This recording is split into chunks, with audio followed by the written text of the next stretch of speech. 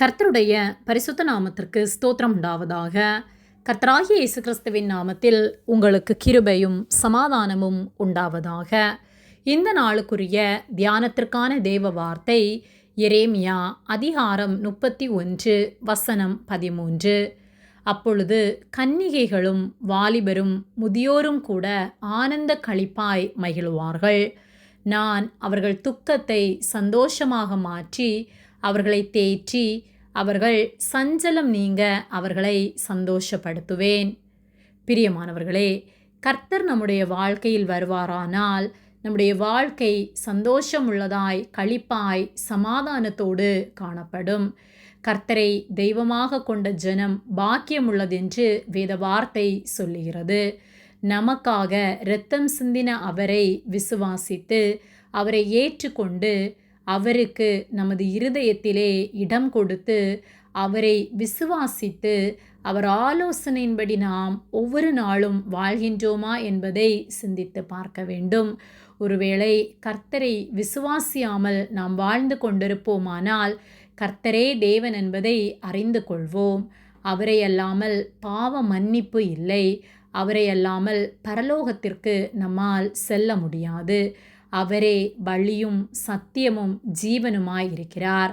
அவரை விசுவாசிக்கிறவர்கள் நித்திய ஜீவனை பெற்றுக்கொள்வார்கள். எரேமியா 31:13 அப்பொழுது கன்னிகைகளும் வாலிபரும் முதியோரும் கூட ஆனந்த களிப்பாய் மகிழுவார்கள். நான் அவர்கள் துக்கத்தை சந்தோஷமாக மாற்றி அவர்களை தேற்றி அவர்கள் சஞ்சலம் நீங்க அவர்களை சந்தோஷப்படுத்துவேன் என்று சொல்லப்பட்டுள்ளது. கர்த்தர் நம்முடைய வாழ்க்கையில் வருவாரானால் அனைவரும் ஆனந்த களிப்பாய் மகிழுவார்கள். ஏனெனில் கர்த்தரே நம்முடைய துக்கத்தை சந்தோஷமாக மாற்றி நம்மை தேற்றி நம்முடைய சஞ்சலம் நீங்க நம்மை சந்தோஷப்படுத்துகிறவராய் இருக்கிறார்.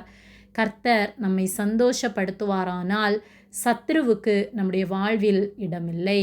நமக்கு எதிராக மனிதர்களை சத்ருவாகிய பிசாசு எழுப்பினாலும் அது நம்மை சேதப்படுத்தாதபடிக்கு கர்த்தர் நம்மை காத்து கொள்வார்.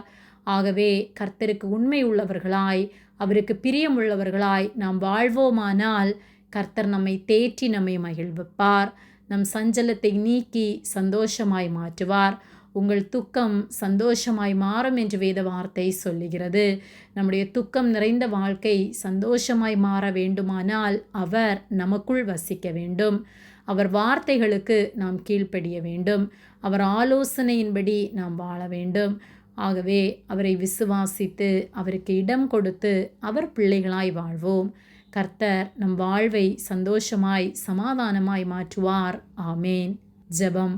எங்களை அதிகமாக நேசித்து வழிநடத்தி வருகிற எங்கள் அன்பின் பரிசுத்த பிதாவே, இந்த நாளையும் நாங்கள் காணும்படியாக நீர் எங்களுக்கு ஜீவனை தந்து தயவு பாராட்டி எங்களை பாதுகாத்து வருகிற உம்முடைய அன்பிற்காக நன்றி செலுத்துகின்றோம்.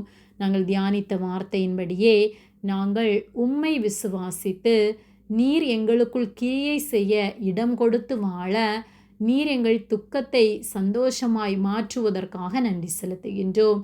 நீரே எங்களுக்குள் வாசம் செய்வதற்காக நன்றி செலுத்துகின்றோம். எங்களை தாழ்த்தி ஒப்பு கொடுக்கின்றோம். இயேசுவின் நாமத்தில் ஜெபிக்கின்றோம் பிதாவே. ஆமேன். கர்த்தர் உங்களை ஆசீர்வதிப்பாராக.